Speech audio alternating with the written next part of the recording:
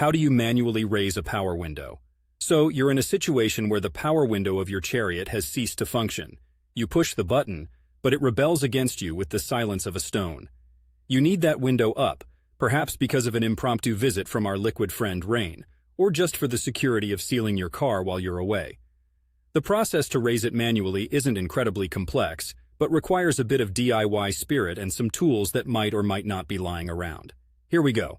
First off, you're going to want to make sure that the window isn't responding because of an electrical issue. If you've pressed the button with no results, check if other windows are working to rule out a complete power failure. If it's just the one window, you might be dealing with a blown fuse or a faulty switch. Assuming you're not an electrical wizard and the rainy season is upon us, let's get physical. Step 1. Interior door panel removal. You need to gain access to the inside guts of the door, which means removing the interior door panel. This generally involves unscrewing screws, they might be hidden under little plastic covers, popping off the panel with a flat tool, a putty knife can do wonders here, and carefully disconnecting any electrical connectors. Step 2. Accessing the window mechanism. Once you have the panel off, you'll have access to the mystical realm of window regulators and motors. Here you'll need to locate the motor and the regulator, which is responsible for the up and down motion. Keep an eye on how things are connected before you start pulling anything. Step 3. Moving the window. You'll have to disconnect the motor to manually move the window. This might involve unscrewing it or simply unclipping it from the system. With the motor out of the picture, you can now urge the window upwards by hand. This might take a bit of muscle, as you're working against the mechanism that's designed to hold the window in place. Be gentle but firm.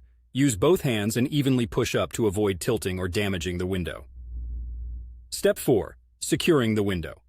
Now that you have the window up, you'll want to keep it there.